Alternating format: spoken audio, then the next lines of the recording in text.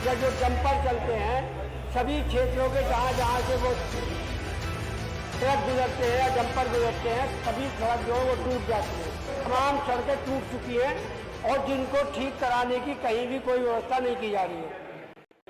आप बोलिए शाहिद जी, आप शाहिद मंजूर जी, आपका सूचना स्वीकार हुई, बोले आप बोलिए। शाहिद मंजूर, श्री शाहिद मंजूर अध्यक्ष जी, आभारी हूँ कि आपने समय दिया। दो समस्याएं हैं कल मैंने आपके माध्यम से दी थी। पूरे प्रदेश में एक समस्या ये है कि जो सड़कों का निर्माण हो रहा है, जो किसी भी माध्यम से सड़क बन रही है भारत सरकार द्वारा, उन सड़कों के भराव के लिए मिट्टी का खनन का इंतजाम हो रहा है। उनमें जो ट्रक चल रहे हैं या जो डंपर चलते हैं सभी क्षेत्रों के जहाँ जहाँ से वो ट्रक गुजरते हैं या डंपर गुजरते हैं सभी सड़क जो है वो टूट जाती है। नियम ये है कि वही विभाग उनको ठीक कराएगा। एक तो समस्या ये है कि वो तमाम सड़कें टूट चुकी हैं और जिनको ठीक कराने की कहीं भी कोई व्यवस्था नहीं की जा रही है। दूसरी समस्या ये है कि जो आपने नल बंद किए हैं उनकी जगह टंकी का पानी दे रहे हैं। जिन ठेकेदारों को काम दिया गया है वो तमाम ठेकेदार पाइप डालने के बाद में दोबारा नहीं बनवा रहे हैं और उन पर कोई चेक ना होने की वजह से जो पाइप वो डाल रहे हैं उनमें बराबर लीकेज बनी हुई है, उसमें कामयाबी नहीं है। इन दोनों विषय पर मैं आपसे बात करने के और सदन का ध्यान और माननीय मंत्री जी का ध्यान जो आकर्षित करने के लिए आपसे मैंने आग्रह किया था। ये तमाम प्रदेश की समस्याएं हैं। मुझे उम्मीद है कि सरकार इन पर संज्ञान लेकर इन पर त्वरित कार्रवाई करने का कष्ट करेगी।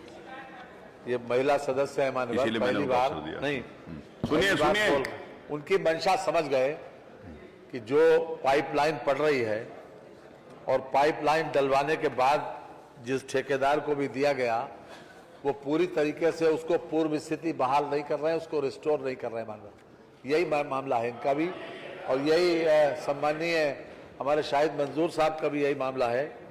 इनका ग्रामीण क्षेत्र का है, उनका शहरी क्षेत्र का है।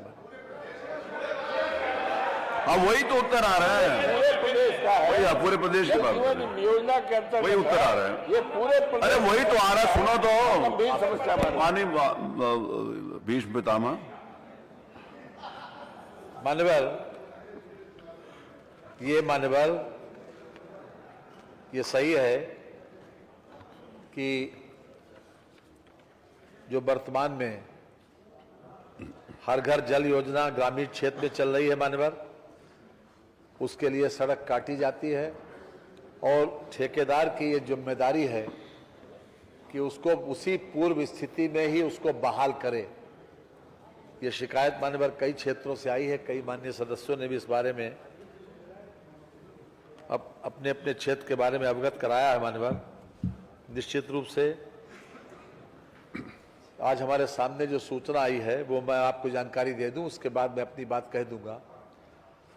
पेयजल हेतु बिछाई जा रही पाइपलाइन के लिए काटी जाने वाली सड़क के पहले तथा पुनर्स्थापना मरम्मत का कार्य गुणवत्ता पूर्वक एवं ससमय संपन्न होने के बाद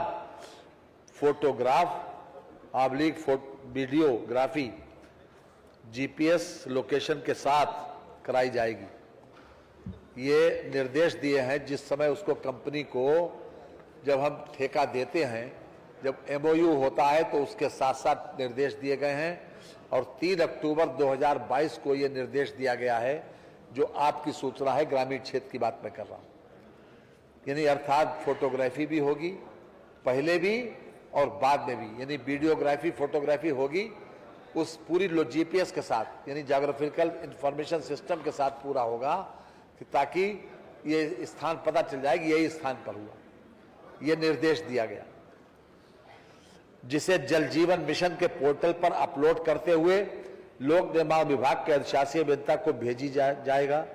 उत्तर प्रदेश जल निगम ग्रामीण द्वारा संबंधित वेंडर के माध्यम से काटी गई सड़कों को पूर्व की स्थिति में लाने के लिए तत्काल पुनर्निर्माण मरम्मत कराने की कार्रवाई संपन्न की जाएगी जिससे आम जनजीवन प्रभावित न हो।